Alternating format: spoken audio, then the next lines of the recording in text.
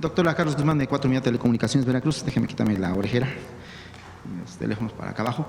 Pues de inicio quiero preguntarle a don Pablo Gómez, hablaba de una próxima sentencia y del otro caso que se tiene en contra de Genaro García Luna. Si nos puede aclarar o dar algún avance de esta investigación que acaba de mencionar hace un momentito, por favor.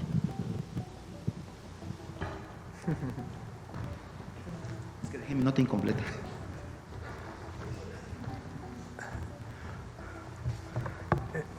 En relación con la próxima sentencia del Tribunal de Florida, se va a pronunciar en contra de las empresas que se utilizaron en la trama de García Luna. Son empresas que firmaban los contratos en dólares, los cobraban en dólares, los sacaban del país, los llevaban a Barbados, que es un paraíso, y también algún dinero lo llevaron a Israel y no me acuerdo a qué otro lugar. Partes de ese dinero volvieron al país con el propósito de hacer pagos a las personas que habían participado en la trama corrupta. Mucho dinero, centenares de millones de dólares. La UIF se dirigió a través del sistema EGMON, que es un sistema internacional de información de datos de inteligencia financiera, a la UIF de Barbados en 3 ocasiones. En las primeras 2 ocasiones no respondió nada y en la última respondió que no sabía. La verdad es que sí sabía, porque logramos que en el juicio, utilizando el juicio civil, hubiera una intervención del mismo tribunal que nosotros redirigimos hacia un tribunal de Barbados donde se ganó ese pleito. Y finalmente le entregaron al juzgado de Florida la información con la cual cuenta en este momento la juez y forma parte del proceso. Adicionalmente, la UIF también obtuvo información de las operaciones de traslado de dinero, transferencias hechas porque se usaron bancos mexicanos para llevar a un Occidental Bank en Barbados, que ni siquiera es de Barbados, tiene su sede en Colombia y trabaja en otros lugares, ¿no? Son bancos lavadores, son bancos que se utilizan por los sistemas de lavado de dinero. La lucha internacional en este momento pues debe estar básicamente dirigida en contra de los paraísos financieros y fiscales y por una transparencia y una colaboración internacional en la lucha contra el lavado de dinero, porque eso es luchar también en contra de la delincuencia en todos sus aspectos y niveles. Entonces, y yo creo que en este caso también se dio. Tenemos algo que yo quiero hacer una especie de descripción meticulosa de cómo el modus operandi de este sistema que se usó para lavar el dinero del pueblo de México, esconderlo, que es producto de operaciones ilícitas. Entonces, mostrarlo y mostrarlo por todos lados, en el mundo entero, decir, miren, vean este caso y piensen cuántos otros han pasado frente a ustedes y no se pudo lograr algo muy concreto. Aquí hay también en este asunto, estamos viendo, no solamente la sentencia de la juez de Florida, sino también un avance en el método y en la técnica y en la dedicación para poner al descubierto los sistemas de lavado de dinero. Nada más rápido antes de que se vaya, ¿nos puede mencionar algunas empresas de esta próxima sentencia y las cantidades que se están buscando? Las empresas son, bueno, son conocidas porque ya no existen, ya no están operando. Estas empresas se hicieron para esta trama corrupta. Fachada, empresa fachada. Numba, Night System, la que tenía su nombre Genaro García Luna fue GLAC, pero era una distribuidora de ganancias. Ahí las tienen. Ahora, esta Numba Technologies fue creada para hacer contratos con CISEN que en su totalidad ascendieron a $208 millones. Para eso la hicieron. Se llama igual que Numba Inc. Y sin embargo es una razón moral diferente.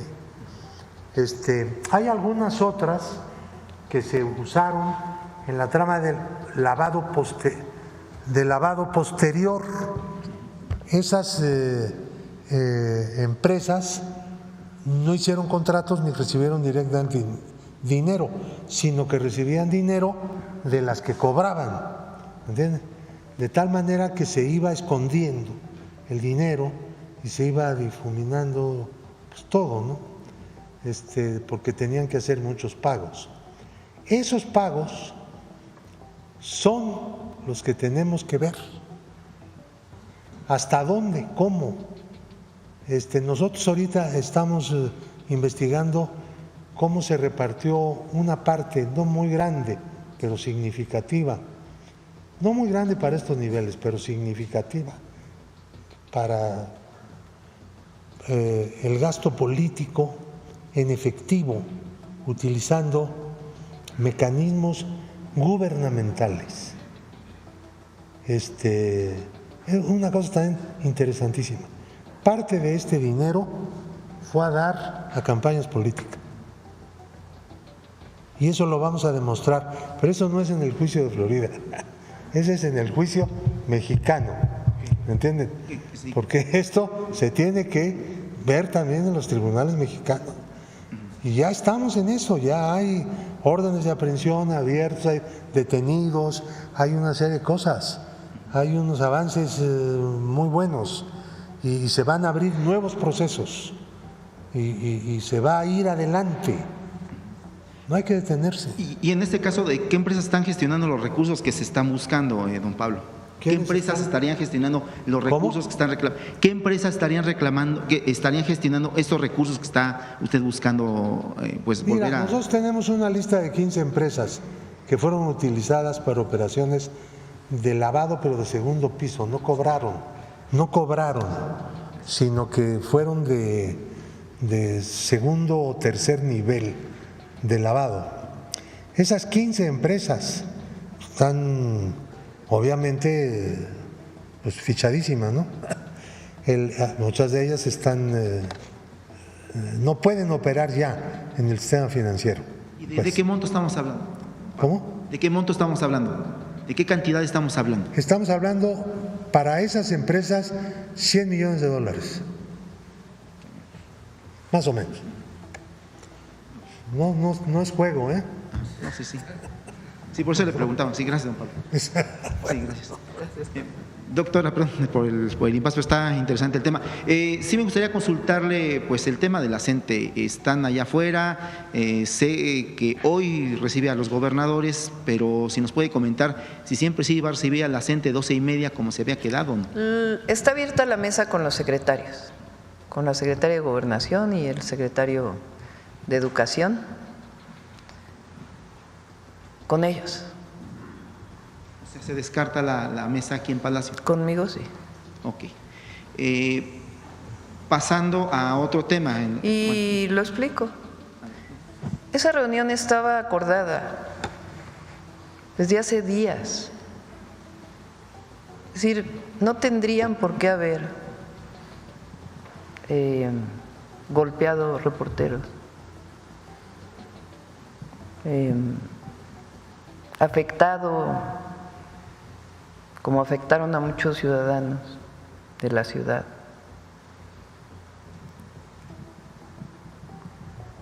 Con actividades que además, porque nosotros estamos de acuerdo con la libertad de manifestación, eso siempre. Pero ¿para qué hacen todo eso? Para reunirse conmigo si ellos ya sabían que se iban a reunir conmigo el viernes. Entonces, o sea, hay cosas que no están bien. Entonces el diálogo sigue abierto. Al nivel más alto, porque es la secretaria de Gobernación, el secretario de Educación Pública, que los van a recibir. Pero en estas condiciones me parece que ¿para qué se reúnen conmigo? Si llevan, yo confío plenamente en los secretarios.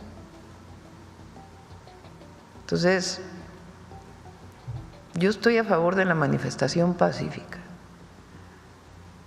pacífica. Y el diálogo sigue con los secretarios.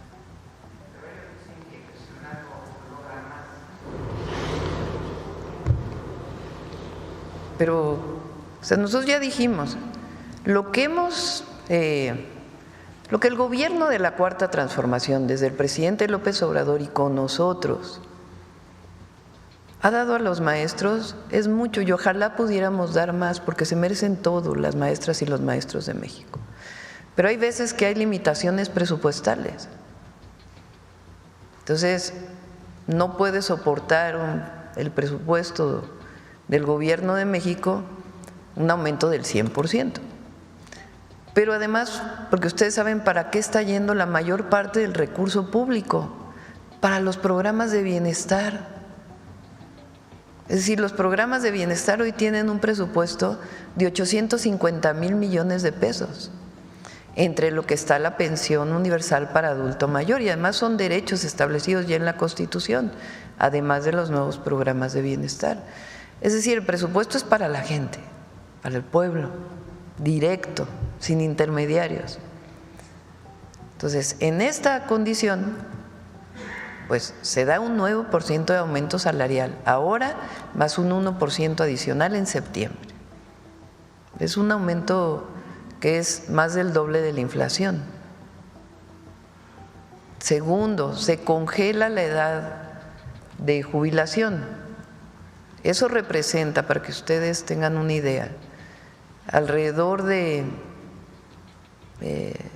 60,000 millones de pesos en diversos años. Hay un año nuestro que esta congelación va a representar alrededor de 20,000 millones de pesos, 2027. O sea, porque cuando te jubilas antes, pues hay recurso adicional, porque hay que contratar maestros del jubilado y aparte la pensión o el retiro. Entonces, el congelamiento. Además, pues durante el periodo del presidente López Obrador, casi 1 millón de basificaciones. Y además, este régimen muy importante, que quizá no se ha entendido, que es el Fondo de Pensiones para el Bienestar. Para todos los maestros y maestras y para todos los que son parte del Instituto Mexicano del Seguro Social y todos los trabajadores del Estado, si están en cuentas individuales y reciben, producto de la ley del 2007, una pensión, si ganan 15,000 pesos, salario medio de un maestro, 16,000 pesos, y la cuenta individual a la hora de su retiro les iba a dar 4,000 pesos, el Fondo de Pensiones para el Bienestar de manera solidaria le da lo correspondiente de manera automática para que tenga siempre y se jubile siempre con el salario medio del IMSS. no es ni siquiera el salario mínimo, es el salario medio del IMSS, que además va subiendo cada año. Entonces, para aquellos que iban a recibir 6,000 pesos, pues no, ahora van a recibir 18,000 pesos. Y algunos que ganan más, pues tendrán su jubilación de acuerdo a su retiro. Entonces, esto además de otros temas que se hicieron durante el gobierno del presidente López Obrador. Entonces, lo que les hemos dicho es, seguimos hablando, no quiere decir que, pero por el momento lo que puede dar el gobierno es el congelamiento, seguir en pláticas y 9% y el 1% de aumento. Y con relación a este sistema de promoción y movilidad del magisterio que quedó en la reforma del 2019, con la que muchísimos maestros no están de acuerdo, yo propuse eliminarla. ¿Qué la sustituye? No quiero decidirla, renuncio como presidenta a poner una forma de evaluación para los profesores.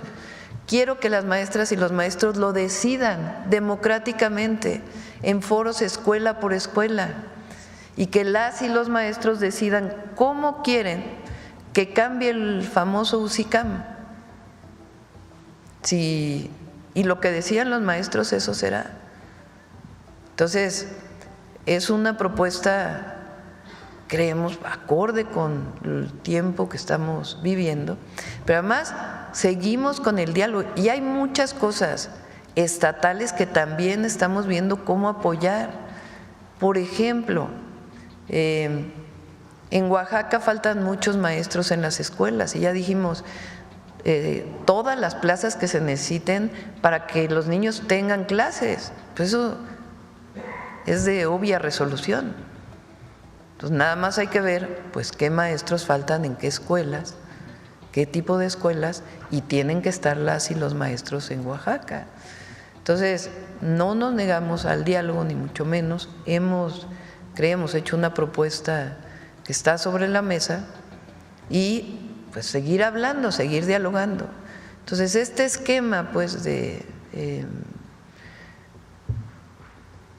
cuando no hay diálogo, porque durante mucho tiempo, recuerden la reforma educativa del 2013, los maestros se manifestaron, fueron reprimidos en el Zócalo, pero además no había diálogo, no había diálogo.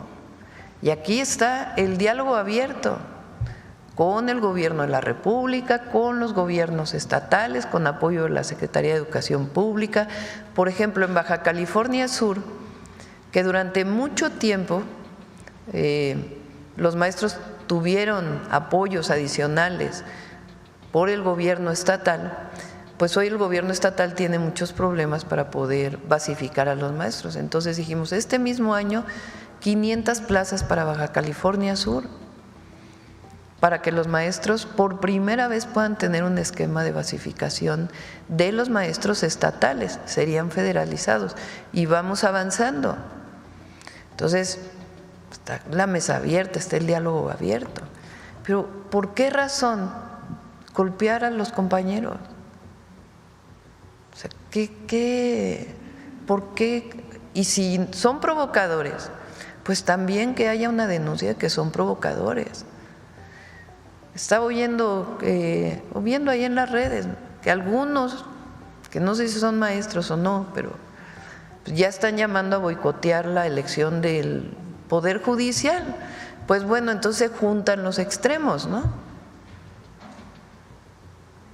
Entonces el diálogo está abierto con la Secretaría de Gobernación y el Secretario de Educación Pública. Yo estoy en contacto permanente con ellos.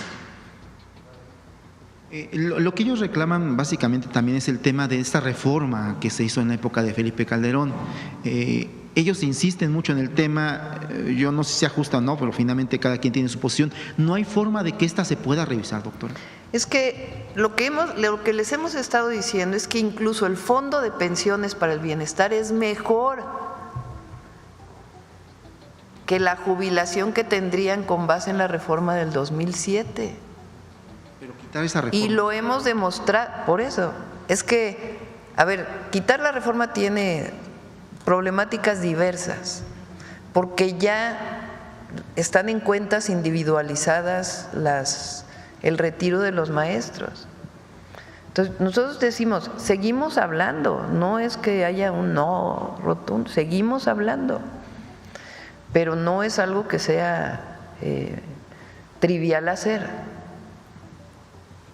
Ahora, ¿qué hay para que las pensiones sean justas? El Fondo de Pensiones para el Bienestar, porque eso es lo que estamos buscando, pensiones justas, que están indexadas al salario medio del IMSS. Incluso se jubilan mejor algunos de ellos que con la del 2007. Entonces, por eso decimos, es una mesa de trabajo en donde se explique, se enlaza las razones, los argumentos de muchas cosas que ya han ido avanzando. Entonces, el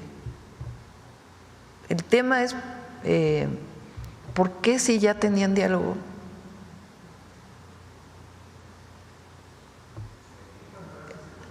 Golpean a los reporteros para pedir diálogo, si hay diálogo. Es más, ellos no fueron a una mesa de trabajo que ya tenían abierta. Y no quiero hablar mal de las maestras y los maestros, ni mucho menos, porque la labor que realiza el Magisterio Nacional es lo más loable del mundo. Y además, nosotros siempre hemos sido defensores de la educación pública, siempre, y vamos a seguirlo haciendo. Nosotros no privatizamos la educación. Pero lo que decimos pues son mesas de trabajo, mesas de diálogo, donde se hable, se informe sobre el UCICAM. Vámonos a las escuelas. ¿Por qué no quieren ir a las escuelas a discutir? Que los propios maestros decidan cómo quieren ser evaluados y que lo que surja de ahí es lo que hace el gobierno. No puede haber una consulta más democrática que esa. Entonces, repito, nosotros a todas las maestras y maestros los respetamos y está la mesa de diálogo al más alto nivel, porque es la Secretaría de Gobernación y el Secretario de Educación Pública. Perfecto. Quería preguntar otros temas, pero ya nos extendimos mucho. Nada más consultarle. Mencionaba usted hace un momento que se va a enviar otra delegación a dialogar, a cabildear, como se le llama, con los senadores de Estados Unidos para evitar que se imponga lo que es este arancel impuesto a remesas. También el día de ayer, después de que se dio a conocer esta resolución de la Cámara de Representantes, la oposición, platicamos con varios, entre ellos Alito Moreno, pues mencionaba incluso como un fracaso justamente el haber reducido de 5 a 3.5% lo que es este impuesto. Nada más su opinión sobre esto. Muchas gracias, doctor. Bueno, pues ahí pasó de 5 a 3.5, pues menos de lo que se estaba planteando. Nosotros lo que queremos es que vaya a 0. Entonces, algunos de los senadores de otros partidos fueron también a Estados Unidos, a Washington, a hablar con congresistas. Entonces, pues también fueron ellos. Entonces, si lo cataloga como un fracaso, pues también es de ellos, ¿no? El asunto es que nosotros vamos a defender a nuestros hermanos y hermanas siempre, y consideramos absolutamente injusto que se le ponga un impuesto a las remesas. Entonces vamos a seguir. Entonces, viene la elección al Poder Judicial de este domingo en 8 y después pues ya también podemos seguir hablando de esto, porque todavía falta, por la información que tenemos, que se apruebe en el Senado de la República. Pasó por el Congreso, ahora tiene que pasar por el Senado. Y a todos nuestros hermanos y hermanas allá también que sigan enviando a sus senadores, senadoras que no están de acuerdo con esto, porque es discriminatorio. Ellos ya pagan impuestos. No es que no paguen impuestos, ya pagan impuestos. Entonces sería una doble tributación que además pues no está permitida por un convenio, un acuerdo que se firmó entre el gobierno de Estados Unidos y México. Ya se los informamos también.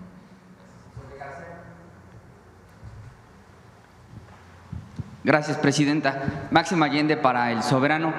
Preguntarle, porque de pronto cerca de 2.500 millones de dólares suena un número muy rimbombante. Si lo trasladas a pesos, son cerca de 48,000 millones de pesos. ¿Para qué alcanza, presidenta, con ese dinero que se va a recuperar ahora? Pues bueno, que fue extraído ya. Son 2.500 millones de pesos. De dólares. 2.500 millones de dólares, 48,000 millones de pesos. Sí. ¿Para qué alcanza, presidenta, con 48,000 millones de pesos? Pues, por ejemplo, es todo el programa de pensión Mujeres Bienestar en un año. O sea, el que todas las mujeres mexicanas de 60 a 64 años reciban un apoyo que en este momento es de 1.500 pesos bimestrales, pues representa más o menos esa cifra, 50,000 millones de pesos. Ahora, en el marco de este proceso electoral del Poder Judicial, hemos aprendido… Para trenes estamos invirtiendo, por ejemplo, el tren a Pachuca, si mal no recuerdo, son 48,000 millones de pesos, justo, o sea, nos alcanza para todo el tren. Podríamos decir que García Luna se robó un tren completo, ¿no? Sí, pero las vías, el balasto, lo que le pagas a los trabajadores, sí. En ese marco, presidenta, en el mismo tema, sobre la reforma al Poder Judicial, hemos aprendido todos los mexicanos, me parece, de a poco, cómo es que se da el proceso judicial en México, el juez de distrito, el circuito colegiado y luego las salas de la Suprema Corte. En Estados Unidos, ¿cómo es el proceso? ¿En qué etapa está esta sentencia que ha emitido este circuito, entiendo, en materia civil? Si nos pudieran…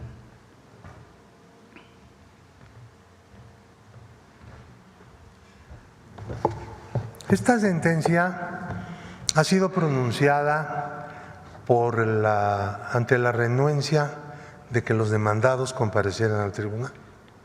Por lo tanto, están admitiendo la validez de la demanda. Entonces ya no tienen la justicia normal, digamos, la apelación que se puede presentar en un tribunal local, pues ya no opera, obviamente. Y por lo tanto, la sentencia de ayer es una sentencia definitiva, ¿no? Entonces, claro, podría cuestionarse el monto, pero eso no tiene sentido para los propios demandados, ¿no? Porque da igual el monto que fuera. Ahora, la ley dice que cuando no comparece el demandado, la responsabilidad que tiene en la demanda se triplica. Por eso salen esas cantidades tan altas. No existen esas cantidades. Son unas cantidades imaginarias que están puestas en una ley que dice, bueno, si tú le robas, lo defraudas al vecino y él te gana un juicio por la vía de que tú te niegas a comparecer, entonces el dinero que le robaste lo puedes reproducir, ¿no? Y la máximo que puedes llegar a reproducirlo, pues son 3 veces en una operación, digamos, de muchos años y de manera normal, ¿no? Y por lo tanto pagas 3 veces lo que te están demandando para evitar que la renuencia a participar en el juicio se convierta en un negocio del enjuiciado, ¿no? Pues es una lógica de tipo legislativo. Entonces la jueza lo que ha hecho pues, es aplicar la ley. Aunque ustedes no lo crean, hay países en donde por lo regular los impartidores de justicia aplican la ley y ya, no es como aquí, que quién sabe, a veces y a veces no, y vivimos en una situación de no conocer en realidad qué puede pasar, no hay una seguridad jurídica nunca, te pueden salir con lo que sea, ¿no? Bueno, comentario pertinente, diría yo, con permiso. Presidenta, si me permite ahora un planteamiento sobre energía, porque el pasado miércoles la secretaria Luz Helena González pues entró en vigor ya la nueva Comisión Nacional de Energía con el objetivo de agilizar trámites y evitar duplicidad en funciones regulatorias en el sector. Ayer justamente que se hablaba de los polos de bienestar, se hablaba de la demanda de energía y de cómo alimentarlos. Preguntarle, Presidenta, ¿qué va a ser diferente esta Comisión Nacional de Energía para no caer en los vicios de la Comisión Reguladora, la que sustituyó, y la Comisión Nacional de Hidrocarburos del viejo régimen? Se forma esta Comisión Nacional de Energía en sustitución de la Comisión Nacional de Hidrocarburos y de la Comisión Reguladora de Energía, que durante todo el periodo neoliberal, desde que se formó, pues cometió una serie de irregularidades y como objetivo tenía otorgarle a los privados con muchas irregularidades contratos, o bueno, permisos. Para poder generar electricidad o poner una gasera o en fin. Ahora la Comisión Nacional de Energía primero se hace mucho más chiquita, no tiene pues tanta burocracia. Segundo, es muy transparente a diferencia del pasado y tiene algo de fondo, toda la reforma. La reforma que se hizo primero en el 92 con Salinas de Gortari, luego la que trató de hacer Zedillo en el 99 para privatizar el sector eléctrico, luego la que se hizo con Calderón en el 2008, los contratos que dio Fox de generación independiente y de autoabastecimiento, y ya para cerrar la reforma energética del 2013, su objetivo era privatizar, es decir, que prácticamente desapareciera Pemex, Comisión Federal de Electricidad, las pusieran a competir en supuestamente igualdad de circunstancias en un mercado para que los privados pudieran invertir. Y además ser contratados por Pemex o por CFE.